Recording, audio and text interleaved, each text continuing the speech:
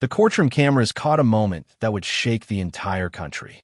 A 17-year-old killer sat slouched in his chair, rolling his eyes while Judge Judy read out the charges. Within 17 minutes, that footage would become the most watched courtroom clip in internet history, shared over 50 million times.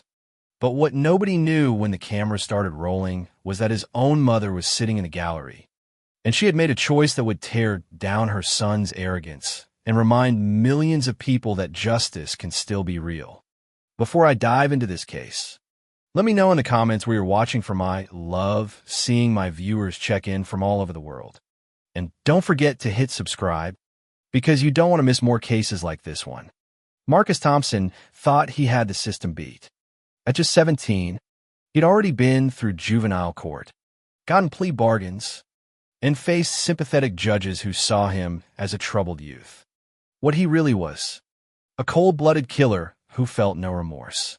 That Tuesday morning, he walked into Judge Judy's courtroom with the same smirk he always wore, dead eyes. No respect, no accountability. What Marcus didn't know was that his mother, Patricia, had spent the night before making a choice no parent ever wants to make. She had called the district attorney. She had spoken with producers. And she had decided that this time, she would no longer protect him. Judge Judy had seen it all: cocky teenagers, manipulation, excuses.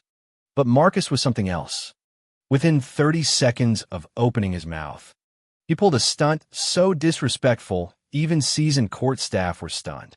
In the front row sat Sarah Martinez's family. The girl he had killed, a family still broken, still desperate for justice. What they were about to witness would give them a kind of closure they hadn't thought possible. Marcus wasn't born evil, but by 17, he had mastered destruction. His crime was senseless. On a cold February night, Sarah was walking home from her job at a bookstore when Marcus approached. Cameras showed her handing over her purse without resistance. But Marcus shot her anyway, point blank, then stood over her body for nearly 40 seconds, showing no emotion, before calmly walking away. Her final breaths were spent calling for her mother. In the weeks after, while Sarah's family planned a funeral, Marcus laughed with friends, posted on social media, and bragged about getting off easy. When arrested, his first words weren't about the life he took, but about calling his lawyer. It wasn't his first time either. At 14, armed robbery. At 15, dealing drugs near middle school. At 16, he beat a classmate so badly the boy needed surgery. Each time, judges handed him counseling, community service, or sealed records. Each time, he learned the same lesson. The system wasn't designed to punish him. It was designed to rehabilitate him. And he played along, faking remorse, gaming the system, and walking free. He thought Judge Judy would be the same. He even bragged to other inmates about appearing on her show, saying it would be easy.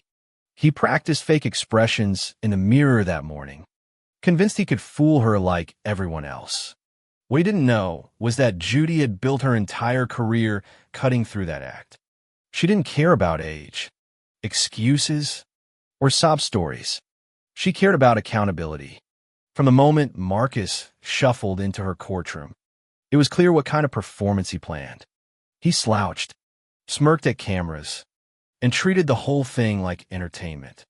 Judy read out the charges: murder, robbery, destruction of a family.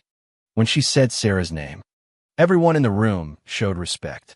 Everyone except Marcus, who yawned when asked if he understood the charges.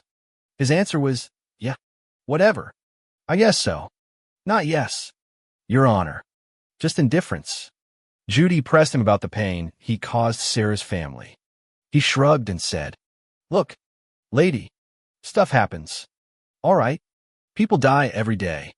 Sarah's mother sobbed. Court staff froze.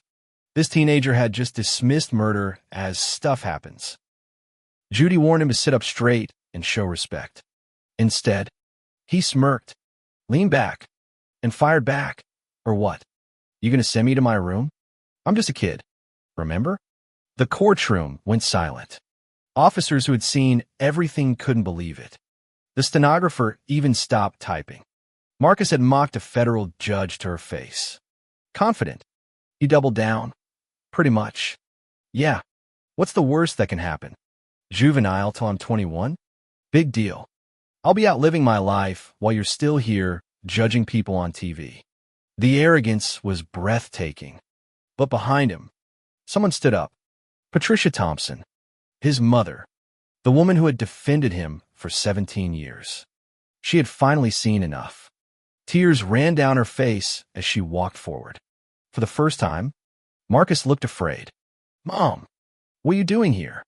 he whispered. Patricia stood before Judge Judy and asked to speak. Judy granted her permission. What followed silenced the room. "Your Honor, I want to apologize to you, to Sarah's family, and to everyone who had to watch my son's disgusting behavior. This is not how I raised him, but it is who he's chosen to become." She turned to Marcus. "For 17 years, I made excuses for you.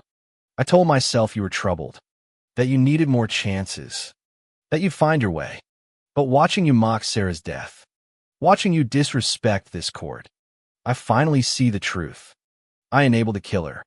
Sarah is dead because I taught you consequences were optional." Her voice broke, but her words hit harder than any sentence.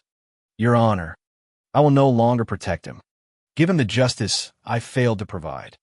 Give Sarah's family the accountability they deserve." Marcus crumbled, sobbing uncontrollably. The cocky smirk vanished. His shield was gone, destroyed by the one person he thought would never abandon him. Judge Judy's voice cut through. "Mr. Thompson, your mother has shown more courage in the last 5 minutes than you have in your entire life. Learn from her example." The ruling came swiftly. Marcus would be tried as an adult, facing life in prison. The courtroom erupted in applause.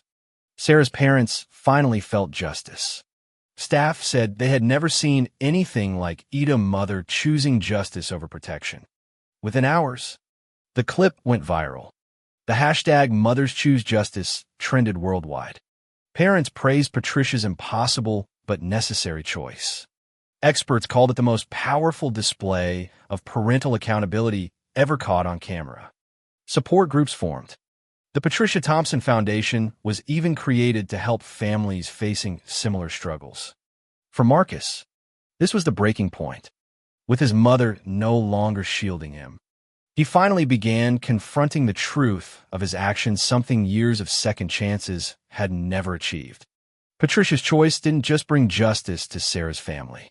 It reminded the world that real love sometimes means letting consequences fall.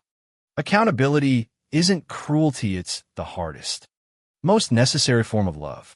If Patricia's courage moved you, hit that subscribe button and share this story. And tell me in the comments what's the hardest choice you've ever had to make for someone you love? Because sometimes love means standing for truth, even when it breaks your heart.